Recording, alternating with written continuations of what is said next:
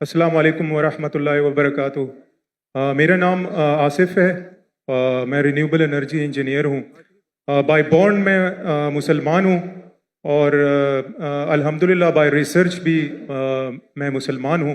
کچھ ویکنیسز آئی تھی کچھ سالوں پہلے، مجھے اتفاق ہوا پڑھنے کا یو کے اندر، اور وہاں پہ میں اپنا مائنڈ جو ہے وہ کلیئر کر کے گیا تھا، کیونکہ اگر میں یو کے میں پیدا ہوتا تو ہو سکتا ہے میں کرسچن ہوتا۔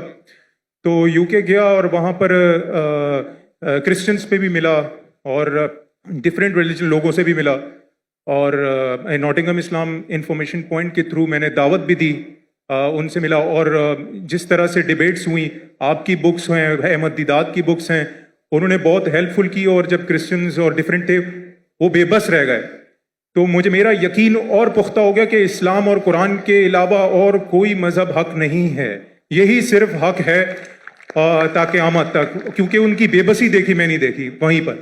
لیکن کچھ سالوں پہلے سر ایک شخص ہے، وہ بھی آئی پی سی سی احمد دیدات کے اسٹوڈنٹ ہیں، انہوں نے جو ابھی کلیم کیا ہے، آپ چاہیں تو میں اس کا نام بھی لے سکتا ہوں، انہوں نے کہا ہے کہ قرآن کی جو لٹرل میننگز ہیں جو عربک ہیں، عربک میں آپ جب ٹرانسلیٹ کرتے ہیں تو اس کی جو لغت ہے اس سے ہی آپ کو قرآن کو انڈرسٹینڈ کریں۔ آپ جو تفسیر دیکھتے ہیں یا پھر کچھ حدیث ہیں، اس سے آپ اگر دیکھتے ہیں تو وہ قرآن کی انڈرسٹینڈنگ بالکل بدل جاتی ہے، جیسے کہ وہ کہتے ہیں کہ تورات جو ہے وہ موسیٰ علیہ السلام پہ نازل نہیں ہوئی۔ تو میرا کوشچن یہ ہے کہ پوری کی فاؤنڈیشن ہی جو ہے اس نے ڈسٹرب کر دی ہے، کہ جیسے اس نے کہا کہ مسجد اقصیٰ جو ہے وہ فلسطین نہیں ہے بلکہ وہ پیلسٹائن میں ہے۔ تو یہ جو انڈرسٹینڈنگ ہے کہ آپ کہ قرآن جو ہے وہ صرف قرآن سے ہی سمجھا جا سکتا ہے، کیونکہ وہ اللہ نے اس کی جو ہے ذمہ داری لی ہے، باقی تو مین میڈ لوگوں نے کتابیں لکھی ہیں ساری جو اس کا کلیم ہے۔ تو میری ریکویسٹ ہے کہ اگر آپ اس کو کلیئر کریں، اس انڈرسٹینڈنگ کو، کہ قرآن کو صرف اسی ٹرانسلیشن سے ہی سمجھا سکتا، کیونکہ اس کو قرآن نے وہ اللہ نے اس کی وہ لی ہے۔ تو اور ریکویسٹ ہے کہ سمجھ گیا بھائی، کب سے کھڑے ہوئے سمجھ گیا آپ سر میں سمجھدار ہوں میں، اور کس کے بارے میں بات کرتے ہو بھی جانتا ہوں میں۔ جزاک اللہ۔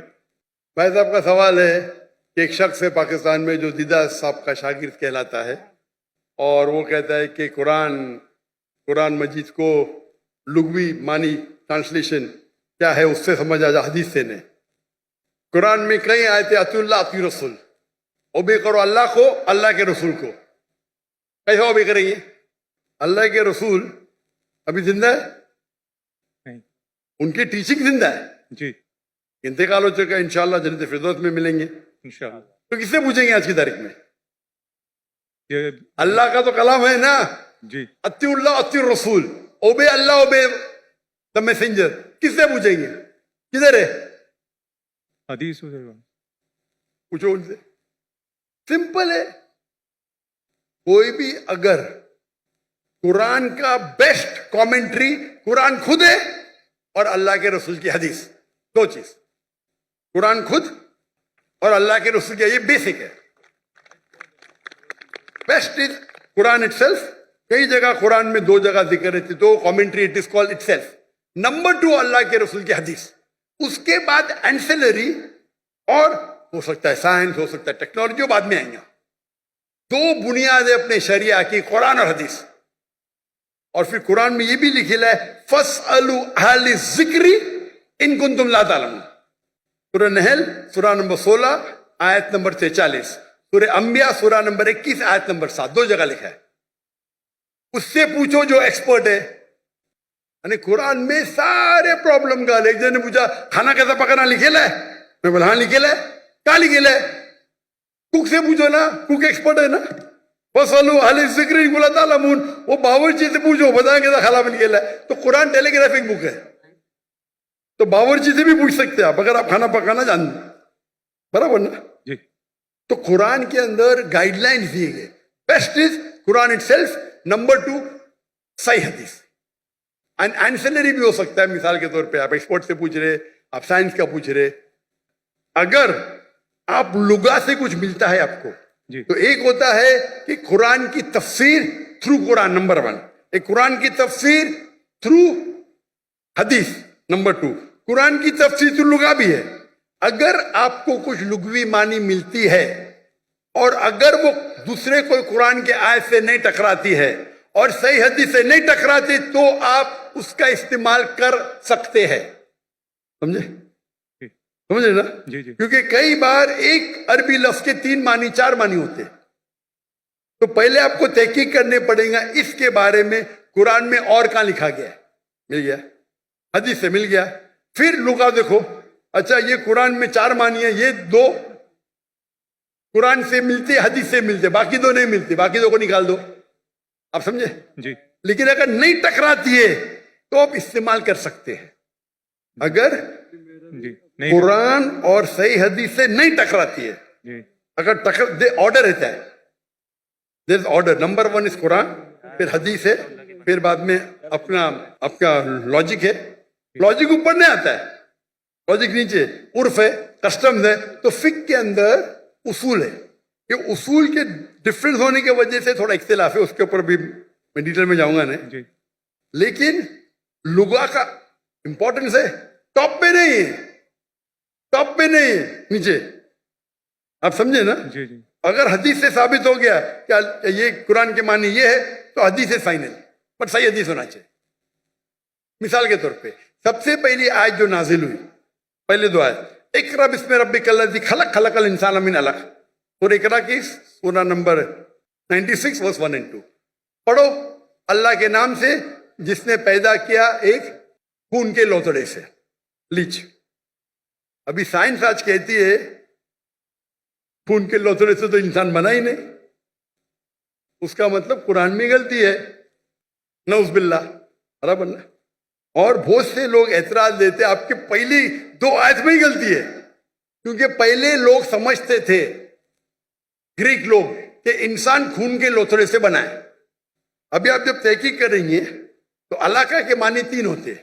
खून का लोथड़ा, लीच, लोच जैसा, Leach like substance, and something which clings. 3 मानी होते हैं. खून का लोथड़ा, लीच लाइक सब्सटेंस. लीच को क्या बोलते हैं उर्दू में? लोच. लीच को क्या बोलते हैं उर्दू में? जोंक. जोंक. जोंक. जोंक. जोंक. और तीसरा है समथिंग विच क्लिंग, जो लटकता है. तो कीथ मोर के पास जब गए थे और ये तीनों मानी दिखाए, कीथ मोर एक क्रिश्चियन था. जी. 1991 में 1920 में गए थे उनके पास. वो दुनिया का बेस्ट एम्ब्रियोलॉजिस्ट था. लिखे के तर्जुमा. हमारी साइंस को पता ही नहीं कि एम्ब्रियो मतलब जब बच्चा माँ के पेट में जब शुरू में पैदा होता है उसे कहते हैं एम्ब्रियो. हमारी साइंस तो कहती नहीं कि वो जोंक के जैसा लगता है. वो माइक्रोस्कोप में गया, शॉक हो गया, अरे हाँ सही है भाई, जोंक लगता है. तो इसमें मानी कौन सी है? अभी अलाका की क्या मानी है? जोंक. समझ गए? या. बाद में उससे पूछे बाकी के बारे में क्या है? नहीं भाई, बच्चा लटकता भी है तो दोनों सही है. बच्चा जब मां के पेट में रहता है, वूम में रहता है, तो बच्चा लटकता है थ्रू द एम्बोलिकल कार्ड. एम्बोलिकल कॉर्ड के थ्रू लटकता है, बराबर. दोनों सही है. और रिसर्च करे पता चला कि दिखने के अंदर बच्चा शुरू में खून का लोथड़ा दिखता है, तो वो भी सही है. खून के लोथड़े से नहीं बना, लेकिन खून के लोथड़े जैसा लगता है. तो कुरान की जो आयत है, इक़रा बिस्मि रब्बिकल्लज़ी खलक खलकल इंसान मिन अलक, अलाका के मानी खून का लोथड़ा, जोंक और लटकना, तीनों सही है.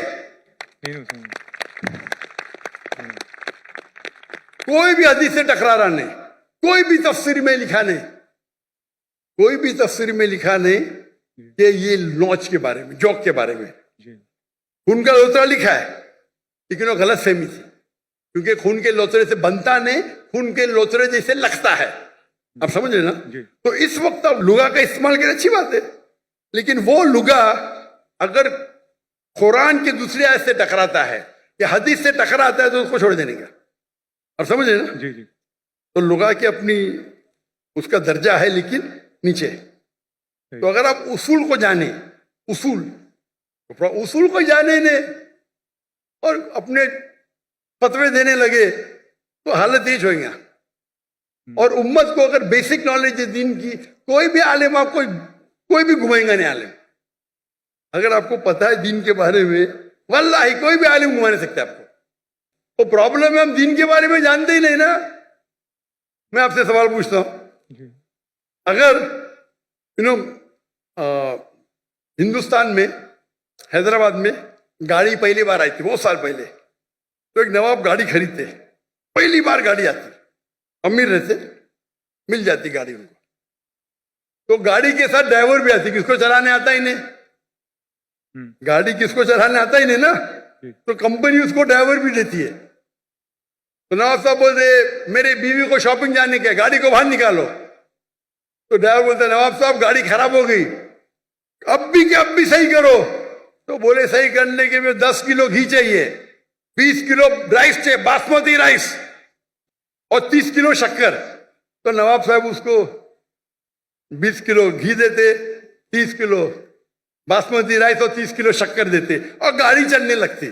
میں آپ کو پوچھتا ہوں, آج آپ کا ڈرائیور بولا مجھے گاڑی صحیح کرنے کے لیے 20 کلو اصل گھی چاہیے, 30 کلو باسمتی رائس چاہیے, اور 30 کلو شکر چاہیے, دیں گے اس کو؟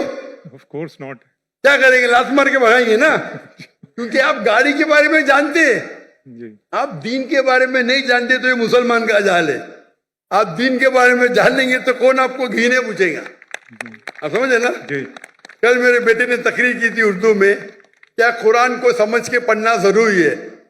ہو سکتا ہے کہ یہ ایگزامپل انہوں نے دیا ہے کل کی تقریر میں, دیے نا, ماشاء اللہ آپ تھے. تو وہ پرابلم ہے. اگر کوئی ایک دم پیچیدہ سوال ہے فقہ کا, تو جا کے پوچھو. یہ بیسک کیا پوچھنے کا, ہمارا فرض ہے. اگر کوئی فقہ کے بارے میں تو جاؤ مولانا کے پاس, اچھی بات ہے. یہ بیسک چیز کے بارے میں کیا, آپ سمجھ رہے نا. تو if you know the basic knowledge کو نا میں گھمائیں گا نہیں. تو قرآن کو سمجھ کے پڑھو. الحمدللہ جہاں تکلیف آتی ہے نزول قرآن تو عالم سے بہت ضروری ہے, لیکن یہ بیسک کس طریقے سے قرآن و حدیث پہ عمل کرنا چاہیے, تو ہر مسلمان اگر سیکھے. یہ ہمارے راہ نجات کی کتاب ہے, تو انشاءاللہ ہم اس دنیا میں سفل رہیں گے, آخرت میں بھی. جزاک اللہ.